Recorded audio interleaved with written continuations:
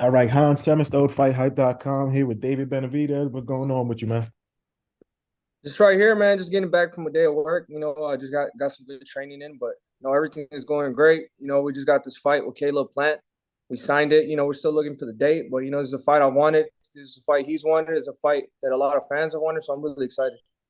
Yeah, man. It's funny because I was talking to you like not that long ago, and you had the Uzcategui thing going on, and then you was hoping next year would be like the year for like Caleb Plant, Morrell, all of these guys. So, how exciting is it where you're just like, yo, I've been wanting to fight this dude for so long, man, and now you finally got it.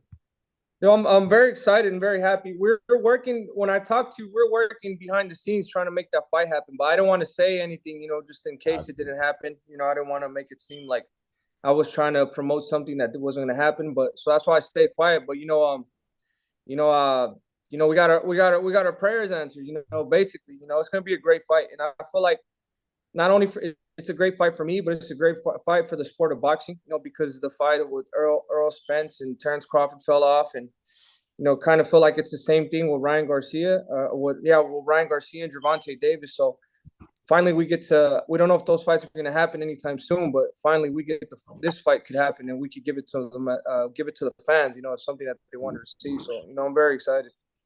It's not really too often where, like a guy would go into like the biggest fight of his career, and not, I guess, have a quote unquote tune up or anything like that. And I guess that's what Uzcategui was going to, pretty much essentially be. Like how comfortable were you with just saying, yeah, you probably were going to get the win against Uzcategui, but you're just like, yo, I could get this Caleb Plant fight now, man. Forget Uzcategui. Let me just get this fight right now. So it wasn't really as a tuna fight. It was just a fight that I was gonna get because I couldn't get nobody else. But I've kind of felt like all these fights I've been having these past 5 fights have been tuna fights. So I'm basically ready. That's why I said when they told me that we can make this fight happen. Al Heyman actually called me, told me, "Do you want to fight with Uskateki? Do you want to go right into the Caleb Plant fight?" I'm like, it's a no brainer. I want to go right into the Caleb Plant fight. Now, I've been training for a while already, man. I only took like a month off my last fight, so I mean, I've been really busy this whole time. My training camp hasn't even started, but I'm fucking doing 8 rounds of sparring, running 5 miles a day. So I'm very comfortable right now. So I feel like my body's already prepared to do a extremely hard training camp, and that's what I'm gonna do. Once I get into this training camp, I'm gonna push, push, push, and we're definitely gonna give some great results on whenever the fight happens. So I'm gonna be more than ready. This is something I've been waiting for my whole life. My first pay-per-view fight, so it's a very big deal for me. So coming into this camp, I feel great. I feel like I'm ready for a fight already, but I haven't even done my training camp yet. So I think this is just my body just being excited and me being there mentally and physically. I'm ready. I'm ready for anything that comes. Without a doubt, not counting Canelo, but would you consider yourself and Caleb Plant the two best 168 pounders in the world, man? Um, I mean, I guess you have to get credit where credit's due. I don't consider Caleb one of the best. I just know that he had a title before, but he's up there for a reason. He was world champion for a reason. So basically, got to give credit where credit's due. But there's a lot of good guys right now. 168. There's Boo Boo Andre. There's Canelo. There's David Morrell. He's really good. There's a lot of great fights, man. There's a lot of great fights to be made. So now it's just making these fights and may the best man win. I feel like I'm the best physically, mentally. I feel like I have more power, I have more speed. I have a lot of experience too. So I mean, I'm just ready to put everything on the line.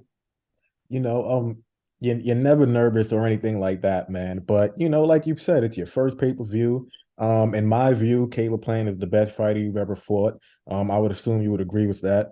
And it's also kind of about maybe making a statement or so to Canelo, like, yo, listen, man, you're gonna have to fight me next. So is there any So pressure? like the way this is happening, so like just to be clear, I don't care about Canelo. This fight for me is 100% personal with Caleb Plant. I'm really looking to go in there and fucking beat the shit out of him. That's my plan. I don't care about no decision. I don't care about nothing. My plan is go in there and do what I know I could do to Caleb Plant, and that's gonna be put a beating on him worse than Canelo.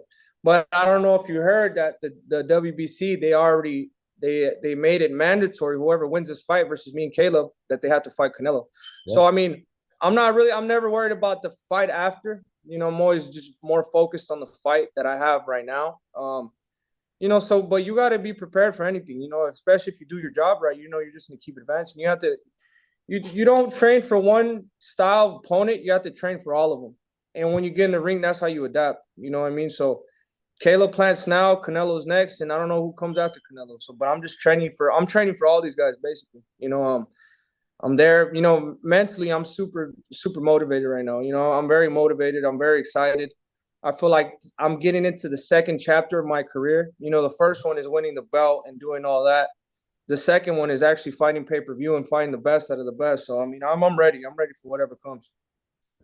Now that you've said that, would love to kind of know, like, because you always had that animosity towards Caleb Plant, man, always. And same thing with him. Like, you guys don't like each other. It's not a game. It ain't no gimmick or nothing like that, man.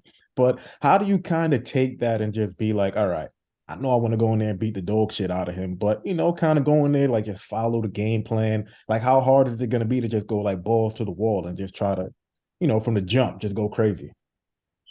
I mean, it's not because I don't. That's not how I fight. I don't just go put everything on one round. That's not my style. I mean, liking somebody outside the ring. I've been around for a while. I know how to control myself. You know what I mean. So that's not a problem. But what's gonna really go down is me following the game plan. And just because I say I punish them, I want to beat the shit out of them, doesn't mean that I'm not gonna be smart with it. If you look at all my other fights, that's what I do to everybody else. So I know how to control it. I know how to contain that beast. But this one, what I mean is when I say I'm gonna go and beat the shit out of Caleb Plant, that means that this training camp is gonna be crazy. I'm gonna be working extremely hard every single day for this training camp. So I know that my body's in condition and my body's conditioned to throw as much. If I gotta throw 1,000 punches this fight, then that's what I'm gonna do. And I'm gonna push myself. I'm really gonna try to exceed myself this time. But it's gonna be smart. It's gonna be controlled. It's not gonna be in there trying to land haymaker after haymaker. I don't do that. I don't fight like that. Mm-hmm. So we're gonna definitely follow the game plan, attack the body, use the jab, and it's no secret. Try to go for the knockout, but intelligently. I know you don't like him, but I know you do like respect him as like a boxer, just like you do anybody really. But like animosity aside, like just his skills overall. Like how much respect do you have for his skills? Like, do you look at him as a guy where you're just like, yeah, I ain't really feeling him, but he could fight his ass off. He could really box. Yeah, he's a good fighter. He moves a lot. He has good speed. He has good counters. So you definitely have to give credit with that. But I mean, as you've seen what Canelo did with him, I mean, even with Durrell too, Durrell was landing some good shots. Durrell got knocked out cold, but he was landing some good shots too. So it's not impossible to hit him. He says he's one of the best defensive fighters, and I don't believe that at all. Just because he has a shoulder roll doesn't make him the best defensive fighter at 168. You know what I mean? The thing that I feel like he has to worry about, I'm the fighter that lands at the highest percentage in super middleweight.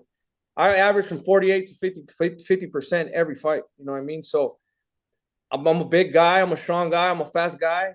I like to throw punches to the body, punches to the head, and I could do it all basically. So I feel like he has some more. He has way more to worry about than I have to worry about.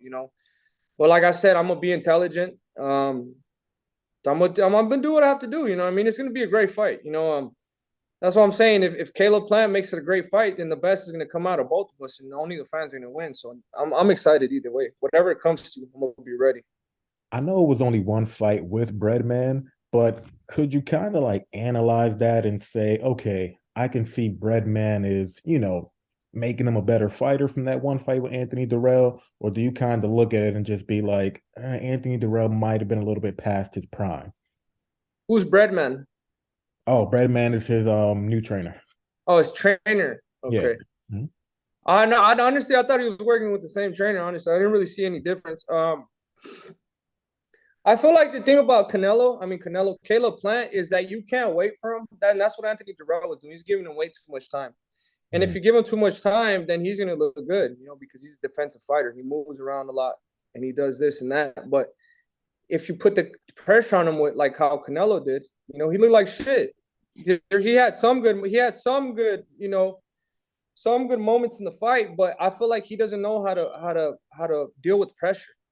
And with pressure, with Canelo too, we throw a lot of the same shit. You know, I throw body shots, I throw uppercuts, I throw a lot of combinations. I'm fast, but the difference is that I'm way bigger and my arms are way longer. So with Canelo, when he was in there, you know, he was getting hit with a couple shots because his arms aren't as long as mine.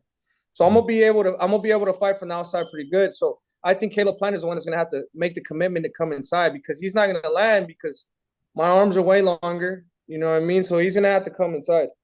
But I don't know. I'm just excited, bro. I'm very excited. You know, it's gonna be a great fight. You know, I don't want to say too much. You know, pay per view. Hopefully, they put a good undercard on this one because this is definitely gonna be an event to remember. You know, this is gonna go down in the history books as one of the good ones. Yeah, for sure. And I think you made like a great point. Unfortunately, we didn't get the Spence versus Crawford. Javante versus Bryan kind of seemed like we ain't gonna get that either. And then, we get that bombshell and everybody kind of forgot, like, all right, Yeah, everybody's kind of happy.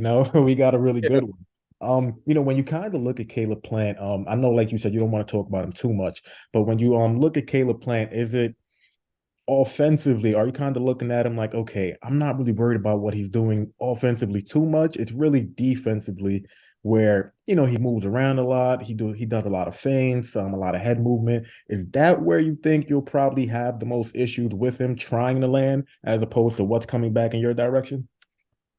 I feel like as a you know when it's a fight of this caliber, you have to prepare for everything. You know, I have to prepare for Caleb like if he's a real hitter, like if he could hurt me and then with every shot. That's how you prepare for these types of fights. You know, you can't go in there and be like, oh, well, maybe I could get hit with a couple shots and it won't mean that. I can't think like that. You know, I'm not gonna give up no shots. You know, I'm gonna try to be very tight. You know, defense very tight, moving really tight, very elusive, and just try to land my stuff. You know what I mean? It's not going to be easy, but this is why it's going to be a pay per view, because we're both going to be at the top tier shape. We're going to both be at the top tier level. So we're going to see who's a better man that night. Gotcha.